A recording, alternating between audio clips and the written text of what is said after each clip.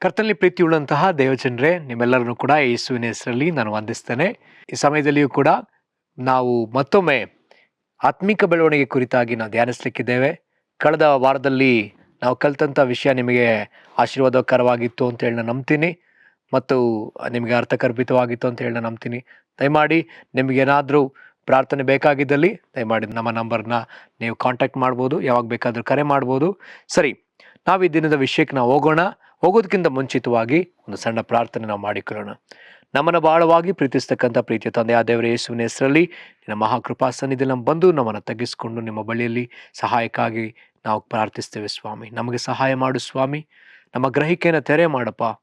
ಕರ್ತನ ವಚನಗಳನ್ನ ನಾವು ಅರ್ಥ ಮಾಡಿಕೊಳ್ಳುವಂತೆ, ಗ್ರಹಿಸಿ ಕರ್ತನ ಆತ್ಮಿಕವಾಗಿ ಬೆಳೆದು ಕರ್ತನೆ ನಿನ್ನನ್ನು ಮಹಿಮೆ ಪಡಿಸುವವರಾಗುವಂತೆ ನಮಗೆ ಸಹಾಯ ಮಾಡು. ಹಾಗೆ ನೀವು ಮಾಡಬೇಕಾಗಿ ನಾವು ಕೇಳಿಕೊಳ್ತೇವೆ ಸ್ವಾಮಿ.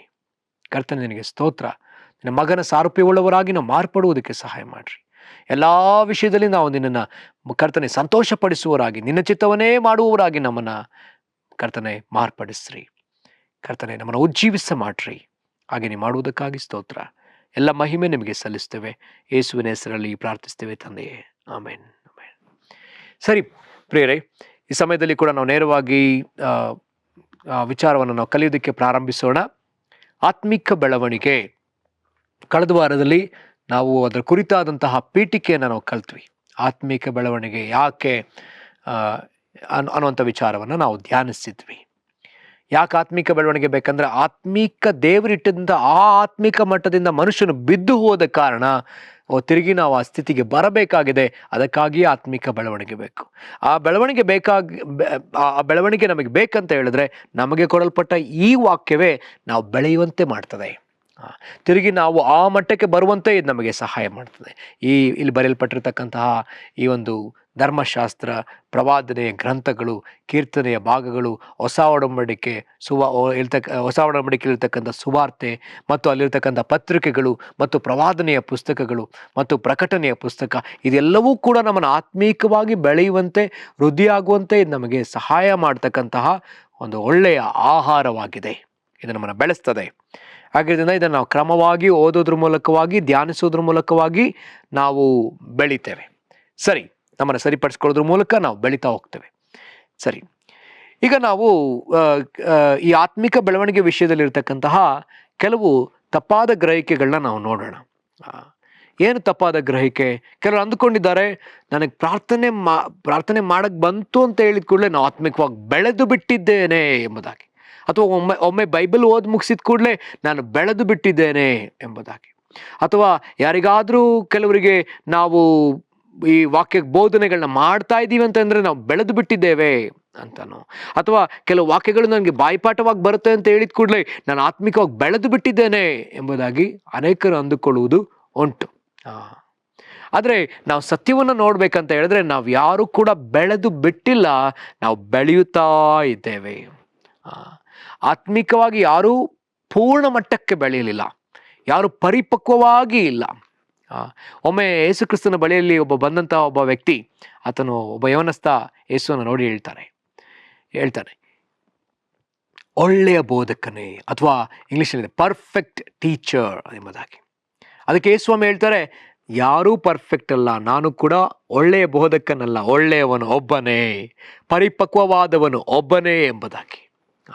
ಹಾಗಿದ್ರೆ ಆತನು ಮಾತ್ರ ಪರಿಪಕ್ವವಾದವನು, ಆತನು ಮಾತ್ರ ಆ ಮಟ್ಟವನ್ನು ತಲುಪಿರುವ ಆತನು. ಪ್ರಿಯರೇ, ಹಾಗಿದ್ದರೆ ಈ ಸಮಯದಲ್ಲಿ ನಾವೆಲ್ಲರೂ ಕೂಡ ತಲುಪುತ್ತಾ ಇದ್ದೇವೆ, ಆ ಮಾರ್ಗದಲ್ಲಿ ಇರುವವರಾಗಿದ್ದೇವೆ. ಸೊ ಆ ಮಾರ್ಗದಲ್ಲಿ ಇದ್ದು ನಾವು ಅಲ್ಲಿಗೆ ತಲುಪಲಿಕ್ಕಾಗಿ ನಮಗೆ ಈ ಸತ್ಯವೇದ ಕೊಡಲ್ಪಟ್ಟದೆ, ನಮಗೆ ಪವಿತ್ರಾತ್ಮರು ಪಟ್ಟಿದ್ದಾರೆ, ನಮಗೆ ಸಭೆ ಕೊಡಲ್ಪಟ್ಟದೆ, ಮತ್ತು ನಮಗೆ 5 ರೀತಿಯಾದ ಸೇವೆಗಳು, ಪವಿತ್ರಾತ್ಮನ ವರ, ಪವಿತ್ರಾತ್ಮನ ಫಲಗಳು, ಇವೆಲ್ಲವೂ ಕೂಡ ಯಾಕೆ ಕೊಡಲ್ಪಟ್ಟಿದೆ? ದೇವದೂತರು ಯಾಕೆ? ಇದೆಲ್ಲವೂ ಕೂಡ ಯಾಕೆ ಅಂತ ಹೇಳಿದ್ರೆ ನಾವು ಆತ್ಮೀಕವಾಗಿ ಬೆಳಿಬೇಕು, ತಿರುಗಿ ಆ ಹಂತಕ್ಕೆ ನಾವು ಬರಬೇಕು. ವರಗಳಾಗಿರ್ಬೋದು, ಆಶೀರ್ವಾದ, ಎಲ್ಲವೂ ಕೂಡ ಅದಕ್ಕಾಗಿ, ಶಿಲುಬೆಯ ಮರಣ ಅದಕ್ಕಾಗಿ ನಾವು ತಿರುಗಿ ಆ ಮಟ್ಟಕ್ಕೆ ಬರಬೇಕು. ನಮ್ಮ ಪಾಪ ಶಾಪವೆಲ್ಲವೂ ಕೂಡ ನಾವು ಅದನ್ನೆಲ್ಲವೂ ಕೂಡ ನಾವು ತೆಗೆದು ಹಾಕಿ ನಾವು ತಿರುಗಿ ನಾವು ಮಟ್ಟಕ್ಕೆ ಬರಬೇಕು. ಕ್ರಿಸ್ತನ ಸಾರೂಪ್ಯವುಳ್ಳವರಾಗಿ ನಾವು ಮಾರ್ಪಡಬೇಕು. ಆದಾಮನಂತೆ ನಾವು ತಿರುಗಿ ಆ ಸ್ಥಳಕ್ಕೆ ಬರಬೇಕು. ಆದಾಮನಿದ್ದ ಆ ಸ್ಥಳಕ್ಕೆ ನಾವು ತಿರುಗಿ ಬರಬೇಕು. ಅದೇ ದೇವರಿಗಿರ್ತಕ್ಕಂಥ ಒಂದು ಮುಖ್ಯ ಗುರಿ. ಆದರೆ ಅನೇಕರು ನಾವು ಅಂದ್ಕೊಂಡಿರ್ತಕ್ಕಂಥದ್ದು ಏನಂತ ಹೇಳಿದ್ರೆ, ನಾನು ಬೈಬಲ್ ಓದಿದ ಕೂಡಲೇ ನನಗೆ ಬಂದ್ಬಿಡ್ತು, ನಾನು ಆತ್ಮಿಕವಾಗಿ ಬೆಳೆದ್ಬಿಟ್ಟೆ, ಒಮ್ಮೆ ಓದಿದ ಕೂಡಲೇ. ಇಲ್ಲವೇ ಇಲ್ಲ ಪ್ರಿಯರೇ. ಬೈಬಲ್ ಒಂದು ದೊಡ್ಡ ಮಹಾಸಾಗರ. ಇದು ದೊಡ್ಡ ಸಾಗರ. ನಾವಿದಲ್ಲಿ ಜಸ್ಟ್ ಒಂದು ಅನಿಯನ್ನು ಕೂಡ ಒಂದು ಅನಿಯನ್ನು ಕೂಡ ನಾವು ಟೇಸ್ಟ್ ಮಾಡಲಿಲ್ಲ. ಇದರಲ್ಲಿ ಅನೇಕ ವಿಚಾರಗಳಿವೆ. ನಾವು ಒಮ್ಮೆ ಯೇಸುಸ್ವಾಮಿ ಹೇಳ್ತಾರೆ, ನಾವು ಇನ್ನೂ ತಿಳ್ಕೊಳ್ಳಬೇಕಾದ ರೀತಿಯಲ್ಲಿ ಇದನ್ನು ತಿಳ್ಕೊಳ್ಳಿಲ್ಲ. ನಾವು ಕಲಿಯುವಂಥದ್ದು ಅನೇಕ ಅನೇಕ ಅನೇಕ ಅಧಿಕವಾಗಿದೆ. ಬೆಳೆದವರು ಯಾವತ್ತೂ ಕೂಡ ಆತ್ಮಿಕವಾಗಿ ಆ ಒಂದು ಪ್ರಬುದ್ಧತೆಯ ಕಡೆಗೆ ಬರ್ತಾ ಇರುವಂಥವರು ಯಾವತ್ತೂ ಕೂಡ ಈ ರೀತಿಯಲ್ಲಿ ಹೇಳೋದೇ ಇಲ್ಲ, ನಾನು ಬೆಳೆದ್ಬಿಟ್ಟೆ ಎಂಬುದಾಗಿ. ನಾನು ಇನ್ನೂ ಬೆಳೀತಾ ಇದ್ದೇನೆ. ಸೊ ನಾವು ಸತ್ಯವೇದದಲ್ಲಿ ಒಂದು ಭಾಗವನ್ನು ನಾವು ಧ್ಯಾನಿಸ್ಲಿಕ್ಕಿದ್ದೇವೆ. ಆದಿಕಾಂಡ 1ನೇ ಅಧ್ಯಾಯದಲ್ಲಿ ನಾವು ಧ್ಯಾನಿಸೋಣ. ಹೇಗೆ ದೇವರು ಕೆಟ್ಟು ಹೋದ ಅಥವಾ ಕ್ರಮ ತಪ್ಪಿ ಹೋದ ಆ ಒಂದು ಸೃಷ್ಟಿಯನ್ನು 6 ದಿನಗಳಲ್ಲಿ ಹೇಗೆ ತಿರುಗಿ ಮರು ಸ್ಥಾಪಿಸ್ತಾರಲ್ಲ, ಅದರ ಕುರಿತಾಗಿ ನಾವು ಧ್ಯಾನಿಸೋಣ.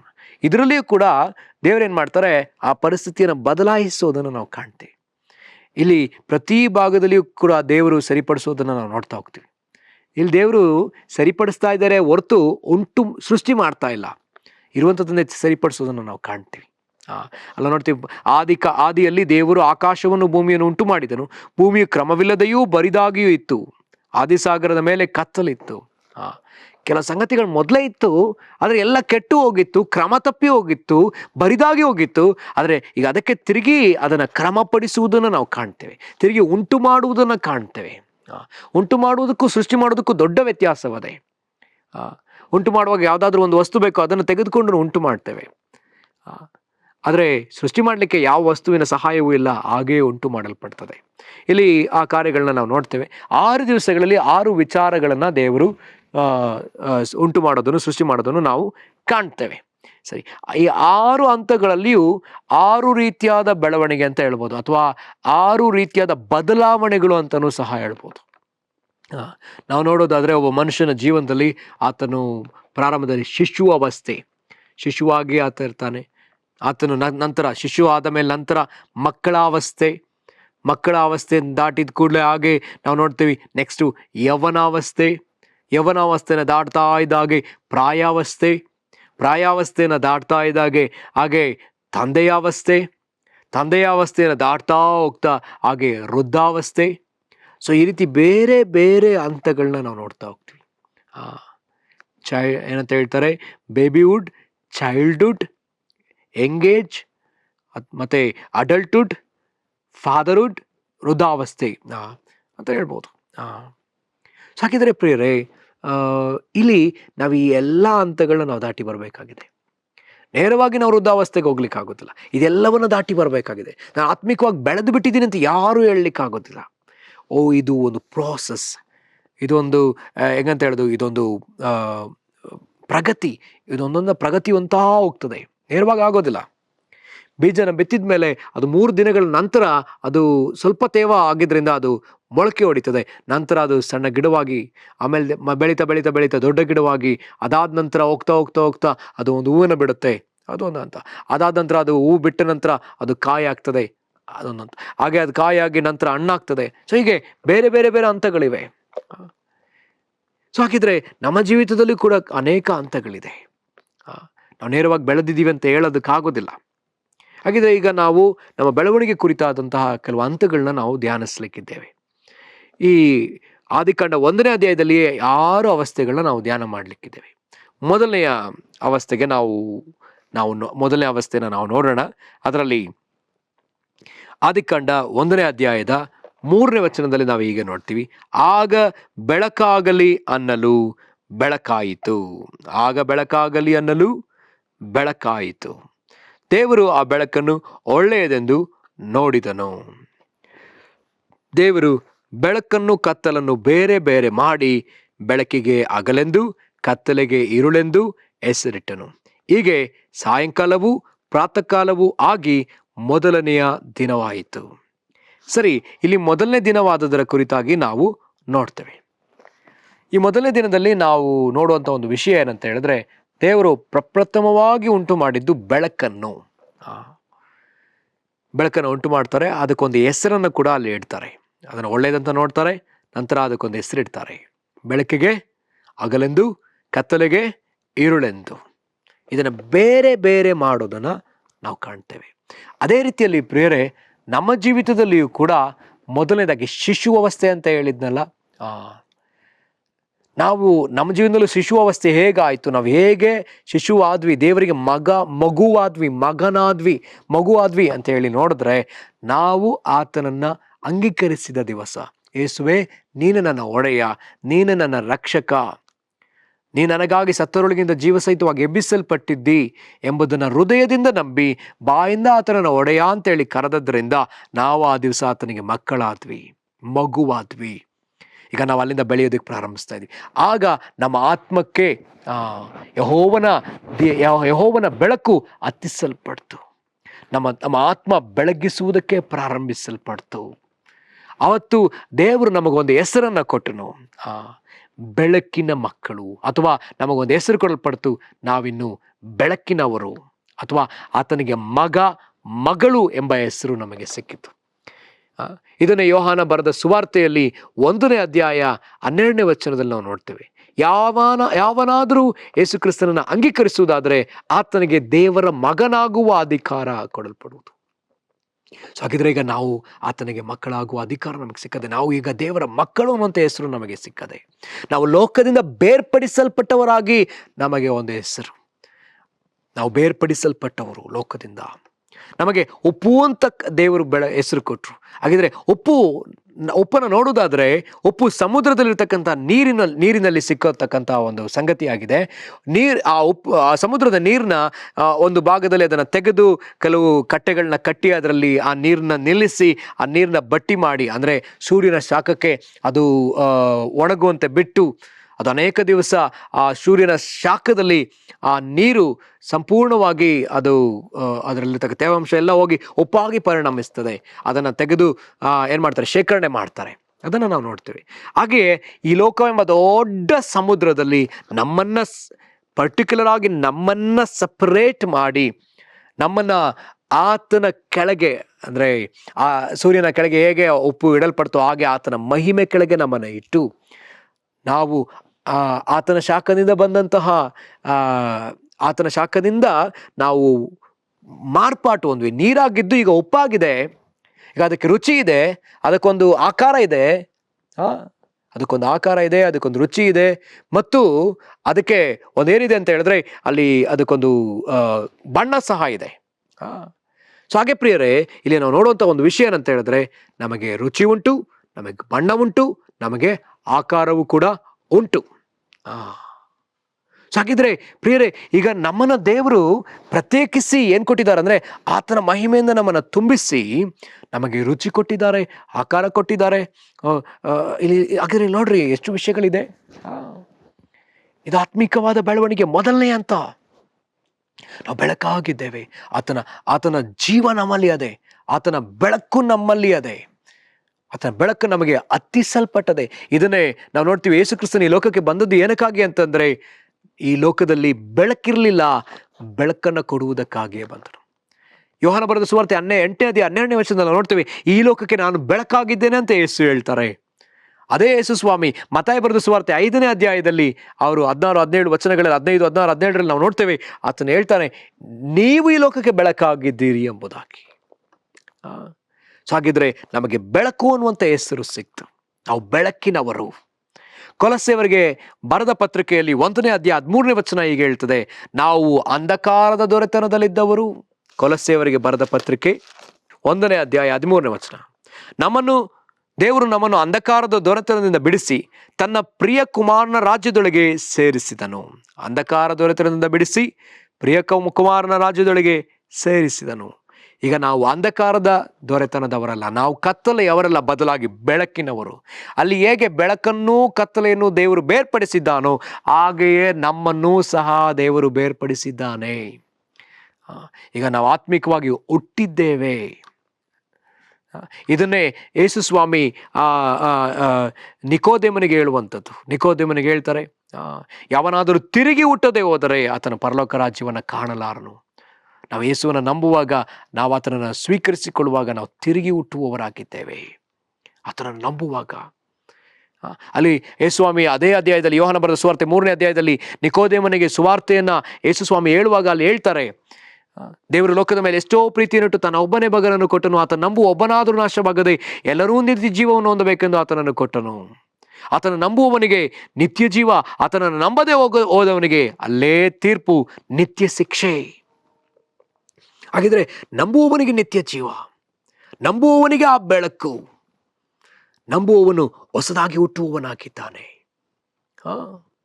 ಹಾಗಿರಿಂದ ನಾವು ಹೊಸದಾಗಿ ಹುಟ್ಟುವವರು, ಹೊಸದಾಗಿ ಹುಟ್ಟಿದವರು, ನಾವು ಮಕ್ಕಳಂತೆ ನಾವು ಆತನಿಗಿದ್ದೇವೆ.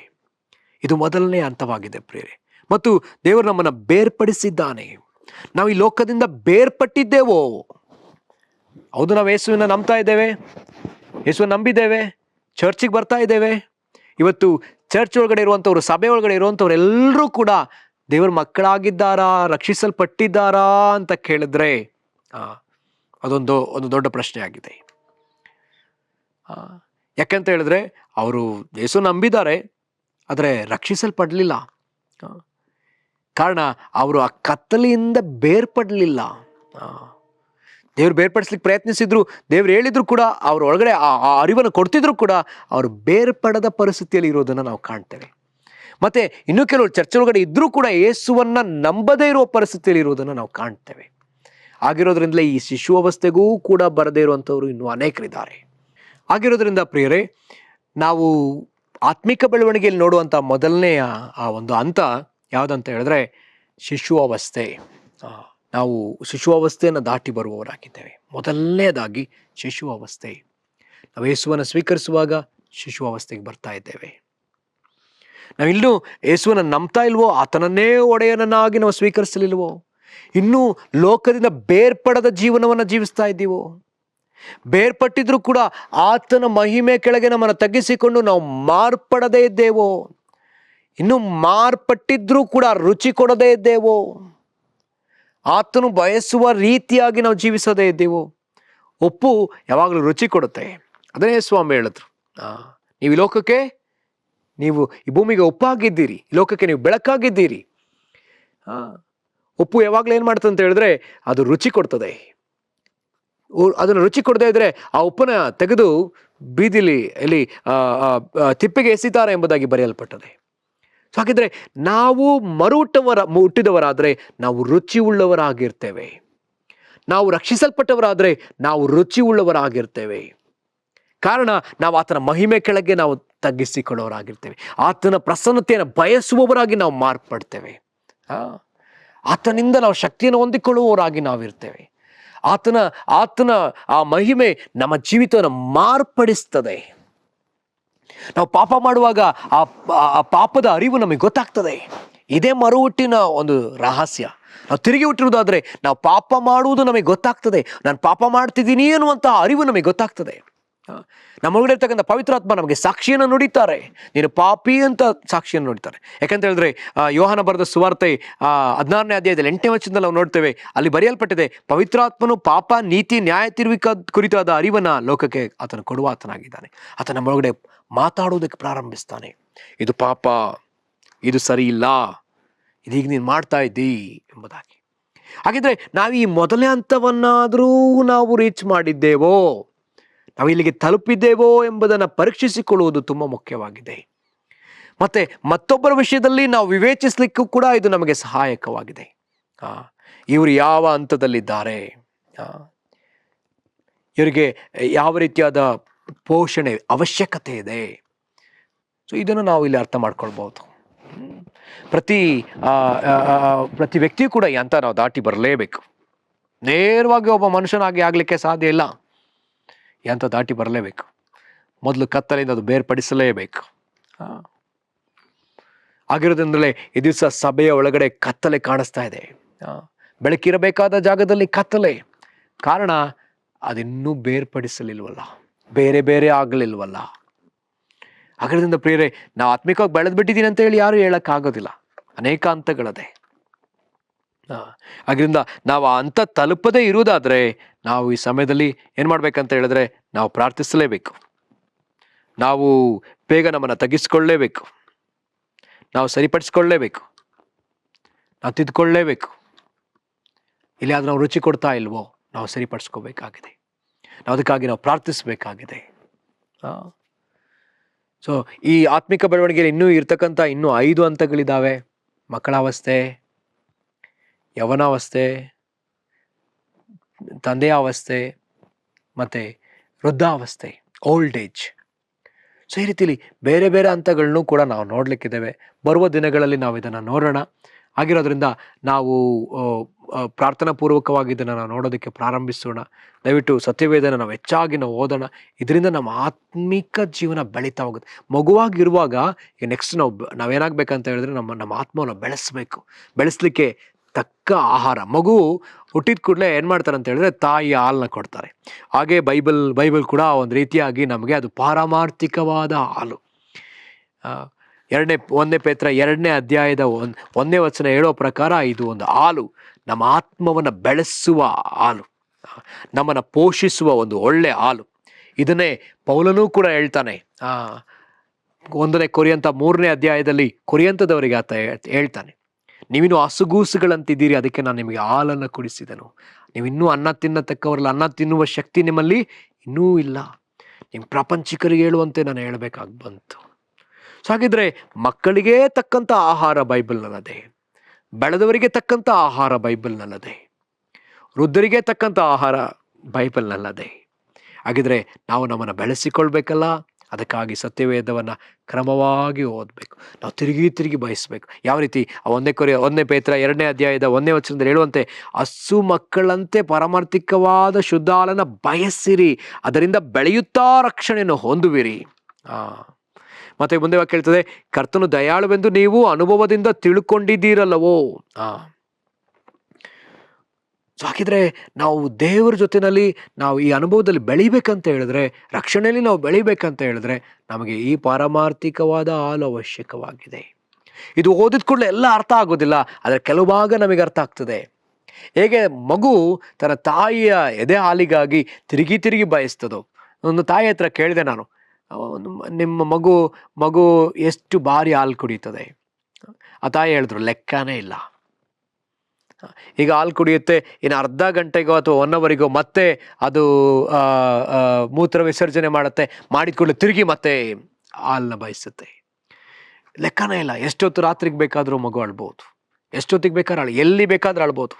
ಅದಕ್ಕೆ ಸ್ಥಳದ ಪರಿಜ್ಞಾನ ಇಲ್ಲ, ಸ್ಥಳದ ಪರಿವೇ ಇಲ್ಲ. ಅದಕ್ಕೆ ಎಲ್ಲಿ ಬೇಕಾದ್ರೆ ಅಳ್ಬೋದು. ಬಸ್ ಸ್ಟ್ಯಾಂಡಲ್ಲಿ ಅಳ್ಬೋದು, ಅಥವಾ ಟ್ರಾವೆಲ್ ಮಾಡಬೇಕಾದ್ರೆ ಅಳ್ಬೋದು, ಹೊರಗಡೆ ಮನೆ ಒಳಗಡೆ ಎಲ್ಲಿದ್ದರೂ ಸಹ ಮಗುವಿಗೆ ಏನು ಬೇಕಂದ್ರೆ ಒಟ್ಟಾರೆ ಅದಕ್ಕೆ ಹಾಲು ಬೇಕಷ್ಟೇ. ಯಾವ ಪರಿಸ್ಥಿತಿಲಿ ಇದ್ರು ಅದಕ್ಕೆ ಹಾಲು ಬೇಕು. ತಾಯಿ ಕೆಲಸ ಮಾಡ್ತಿದ್ರು ಸರಿ, ತಾಯಿ ಆರಾಮಾಗಿದ್ರು ಸರಿ, ಹೇಗಿದ್ರು ಸರಿ, ಮಗುವಿಗೆ ಹಾಲು ಬೇಕು. ಆ ಮಗು ಮತ್ತೆ ಅದನ್ನು ಬಯಸುವಂಥದ್ದು. ಹಾಗೆಯೇ ಪ್ರಿಯರೇ, ನಾವುಗಳು ಕೂಡ ಈ ವಾಕ್ಯವನ್ನು ಪಾರಮಾರ್ಥಿಕವಾದ ಹಾಲಿನಂತೆ, ಶುದ್ಧವಾದ ಹಾಲಿನಂತೆ ಅದನ್ನು ಬಯಸಬೇಕು.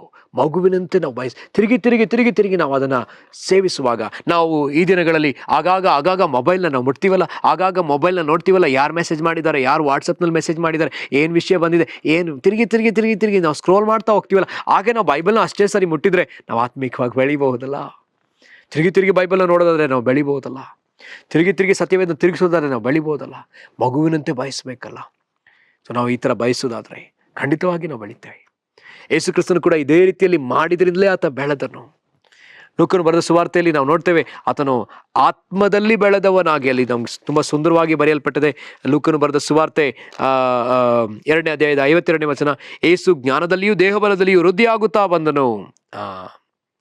ಆತನು ಜ್ಞಾನದಲ್ಲಿಯೂ ದೇಹಬಲದಲ್ಲಿಯೂ ವೃದ್ಧಿಯಾಗುತ್ತಾ ಬಂದನು. ಮತ್ತೊಂದು ಕಡೆ ಹೀಗೆ ಬರೆಯಲ್ಪಟ್ಟದೆ, 1ನೇ ಅಧ್ಯಾಯದ 80ನೇ ವಚನ, ಆ ಬಾಲಕನು ಬೆಳೆದು ಆತ್ಮದಲ್ಲಿ ಬಲವುಳ್ಳವನಾದನು ಮತ್ತು ಇಸ್ರಾಯೇಲ್ ಜನರಿಗೆ ತನ್ನನ್ನು ತೋರ್ಪಡಿಸಿಕೊಳ್ಳುವ ದಿನದವರೆಗೆ ಅರಣ್ಯ ಪ್ರದೇಶದಲ್ಲಿ ಇದ್ದನು. ಇಲ್ಲಿ ಯೇಸು ಕ್ರಿಸ್ತನ ಬಗ್ಗೆ ನಾವು ನೋಡ್ತೇವೆ, ಆತ ಜ್ಞಾನಬಲದಲ್ಲಿ ದೇಹಬಲದಲ್ಲಿ ವೃದ್ಧಿ ಆಗ್ತಾ ಬಂದನು. ಇಲ್ಲಿ ಸ್ಥಾನಿಕಾನಂದ ಯೋಹಾನನ ಕುರಿತಾಗಿ ನೋಡುವಂಥ ಒಂದು ವಿಷಯ, 1ನೇ ಅಧ್ಯಾಯದ 80ನೇ ವಚನದಲ್ಲಿ, ಆ ಬಾಲಕನು ಬೆಳೆದು ಆತ್ಮಬಲದಲ್ಲಿ ಬಲವುಳ್ಳವನಾದನು ಮತ್ತು ಇಸ್ರಾಯೇಲ್ ಜನರಿಗೆ ತನ್ನ ತೋರ್ಪಡಿಸಿಕೊಳ್ಳುವವರೆಗೂ ಅರಣ್ಯದ ಪ್ರದೇಶದಲ್ಲಿ ಇದ್ದನು ಎಂಬುದು. ಇಲ್ಲಿ ಆತ್ಮಬಲದಲ್ಲಿ ಬೆಳೆದ, ಈತ ಜ್ಞಾನದಲ್ಲಿ ಬೆಳೆದ, ದೇವರ ದಯೆಯಲ್ಲಿ ನಾವು ಹೊಂದಿಕೊಳ್ಳುವನಾದ. ಕಾರಣ ಇಷ್ಟೇ, ಆ ತಂದೆ ತಾಯಿಗಳು ಇವರಿಗೆ ದೇವರ ವಚನವನ್ನು ಅಷ್ಟೂ ಬೋಧಿಸಿದ್ರು. ಇಸ್ರಾಯೇಲಿಯರು 12 ವರ್ಷ ಮಗು ದಾಟ್ತಾ ಇದ್ದಾಗೆ ಅವರಿಗೆ ಸತ್ಯವೇದವನ್ನು ಬಾಯಿಪಾಠವಾಗಿ ಅನೇಕ ವಿಚಾರಗಳನ್ನ ಹೇಳಿಕೊಡುವವರಾಗಿದ್ದಾರೆ. ಕೆಲವು 12 ವಯಸ್ಸಿನ ಮಗುವಿಗೆ ಯಾಜಕ ಕಾಂಡ, ಸಂಪೂರ್ಣ ಯಾಜಕ ಕಾಂಡ ಅವರು ಬಾಯಿಪಾಠವಾಗಿ ಕಲಿಬೇಕಾಗುತ್ತದೆ. ಆ ರೀತಿಯಲ್ಲಿ ಅವರು ಕಲಿಸುವವರಾಗಿದ್ದಾರೆ. ಹಾಗಿದ್ರೆ ಇಲ್ಲಿ ಅರ್ಥ ಮಾಡ್ಕೊಳ್ರಿ ಪ್ರಿಯರೇ, ವಾಕ್ಯ ಎಷ್ಟು ಪ್ರಾಮುಖ್ಯವಾದದ್ದು ನಮ್ಮ ಆತ್ಮಿಕ ಬೆಳವಣಿಗೆ. ನಮ್ಮ ಮೊದಲನೇ ಹಂತನ ದಾಟಬೇಕಂದ್ರೇ ನಮ್ಗೆ ಇದೆಲ್ಲ ಬೇಕಾಗಿದೆ. ಹಾಗಿದ್ರೆ ನಾವು ಪ್ರಾರ್ಥಿಸೋಣ. ಯಾರಾದರೂ ಇನ್ನೂ ಆ ಶಿಶುವವಸ್ಥೆಯನ್ನು ಕೂಡ ನಾವು ತಲುಪದೇ ಇರೋದಾದರೆ ನಾವು ಪ್ರಾರ್ಥನೆ ಮಾಡೋಣ. ಕರ್ತನೆ, ನನಗೆ ಸಹಾಯ ಮಾಡು, ನಾನು ಶಿಶುವವಸ್ಥೆಯನ್ನು ದಾಟಲೇಬೇಕಪ್ಪ. ನಾವು ಅದಕ್ಕಾಗಿ ನಾವು ಕೇಳೋಣವಾ? ಕರ್ತನೆ, ನಿನಗೆ ಸ್ತೋತ್ರ ಸಲ್ಲಿಸ್ತೇವೆ, ನಿನಗೆ ಮಹಿಮೆ ಸಲ್ಲಿಸುತ್ತೇವೆ ಸ್ವಾಮಿ. ಈ ಸಮಯದಲ್ಲಿಯೂ ಕೂಡ ಕರ್ತನೆ ನಾವು ಪ್ರಾರ್ಥಿಸ್ತೀವಪ್ಪ. ಹೌದು ಕರ್ತನೆ, ಅಪ್ಪ, ನಮ್ಮಲ್ಲಿ ಅನೇಕರು ಕರ್ತನೆ ಇನ್ನು ಶಿಶುವವಸ್ಥೆಯೂ ಕೂಡ ತಲುಪಲಿಲ್ಲಪ್ಪ. ಅಪ್ಪ, ಅವರು ನಿನ್ನ ಆಲಯದಲ್ಲಿದ್ದಾರೆ, ನಿನ್ನನ್ನು ನಂಬುವವರಾಗಿದ್ದಾರೆ, ಆದರೆ ಇನ್ನೂ ಆ ಅವಸ್ಥೆನ ದಾಟಲಿಲ್ಲ ಸ್ವಾಮಿ. ಅದಕ್ಕಾಗಿ ನಾವು ಪ್ರಾರ್ಥಿಸ್ತೀವಪ್ಪ. ಅವರ ಆತ್ಮೀಕ ಕಣ್ಣುಗಳನ್ನ ತೆರೆದ ದೇವರೇ ಅವ್ರನ್ನ ಬೆಳೆಸು ಸ್ವಾಮಿ, ತೆರೆದು ಬೆಳೆಸು ಕರ್ತನೆ. ದಯಮಾಡಿ ಕರ್ತನೆ ಅಪ್ಪ, ಅವ್ರನ್ನ ಈ ಲೋಕದಿಂದ ಪ್ರತ್ಯೇಕಪಡಿಸಬೇಕಾಗಿ ನಾವು ಕೇಳ್ತೇವೆ. ನಂಬಿಕೆಯನ್ನು ಹುಟ್ಟಿಸುವವನು ಪೂರೈಸುವವನು ಆದ ಕರ್ತನೆ, ಅವರಲ್ಲಿ ನೀವು ನಂಬಿಕೆಯನ್ನು ಹುಟ್ಟಿಸಬೇಕಾಗಿ ನಾವು ಕೇಳಿಕೊಳ್ತೇವೆ ಸ್ವಾಮಿ. ಅವರ ಆತ್ಮೀಕ ಕಣ್ಣುಗಳನ್ನ ತೆರೆಯಬೇಕಾಗಿ ನಾವು ಪ್ರಾರ್ಥಿಸ್ತೇವೆ ಸ್ವಾಮಿ. ಲುದ್ಯಳ ಕಣ್ಣನ್ನು ತೆರೆದ ದೇವರೇ, ಅಪೋಸ್ತಲನಾದ ಪೌಲನ ಕಣ್ಣನ್ನು ತೆರೆದ ದೇವರೇ, ಅಪೋಸ್ತಲರ ಕಣ್ಣುಗಳನ್ನ ತೆರೆದ ದೇವರೇ, ಅವರ ಹೃದಯವನ್ನು ತೆರೆದ ದೇವರೇ ಕರ್ತನೆ. ಹೌದಪ್ಪ, ಇವತ್ತು ಅನೇಕರು ಸಭೆಗಳೊಳಗೆ ಆತ್ಮಿಕವಾಗಿ ಹುಟ್ಟದೆ, ಮರು ಹುಟ್ಟದೆ, ಇನ್ನೂ ಲೋಕದಲ್ಲಿ ಇನ್ನೂ ಕತ್ತಲೆಯೊಳಗೆ ಇರುವ ಪರಿಸ್ಥಿತಿಯಲ್ಲಿ ಇದ್ದಾರಲ್ಲ. ದಯಮಾಡಿ ಕನಿಕರಿಸು, ದಯಮಾಡಿ ಕನಿಕರಿಸು. ಅವರು ಹುಟ್ಟಿರುವುದಾದರೆ ಅವರ ಕತ್ತಲೆಯಿಂದ ಬರುವುದಕ್ಕೂ ಸಹಾಯ ಮಾಡು ಸ್ವಾಮಿ. ಪವಿತ್ರಾತ್ಮರೇ, ದಯಮಾಡಿ ಸಹಾಯ ಮಾಡ್ರಿ, ಕೃಪೆ ಕೊಟ್ಟು ನಡೆಸ್ರಿ ಅಪ್ಪ. ಈ ಶಿಶುವವಸ್ಥೆಯನ್ನು ತಲುಪಲಿಕ್ಕೆ ಕೃಪೆ ಕೊಡ್ರಿ. ಲೋಕದ ಬೇರ್ಪಟ್ಟ ಜೀವಿತವನ್ನು ಜೀವಿಸ್ಲಿಕ್ಕೆ ಸಹಾಯ ಮಾಡ್ರಿ. ನಿಮ್ಮ ಮಗುವಾಗಿ ನಾವು ಜೀವಿಸ್ಲಿಕ್ಕೆ ಸಹಾಯ ಮಾಡ್ರಿ. ಹಾಗೆ ನೀವು ಮಾಡುವುದಕ್ಕಾಗಿ ಸ್ತೋತ್ರ. ಎಲ್ಲ ಮಹಿಮೆ ನಿಮಗೆ ಸಲ್ಲಿಸ್ತೇವೆ. ಯೇಸುವಿನ ಹೆಸರಲ್ಲಿ ಪ್ರಾರ್ಥಿಸ್ತೇವೆ, ಪ್ರೀತಿಯ ತಂದೆಯಾದ ದೇವರೇ, ಆಮೆನ್, ಆಮೆನ್. ಕರ್ತನು ನಿಮ್ಮೆಲ್ಲರನ್ನು ಕೂಡ ಆಶೀರ್ವದಿಸಲಿ. Praise the lord. ಧನ್ಯವಾದಗಳು.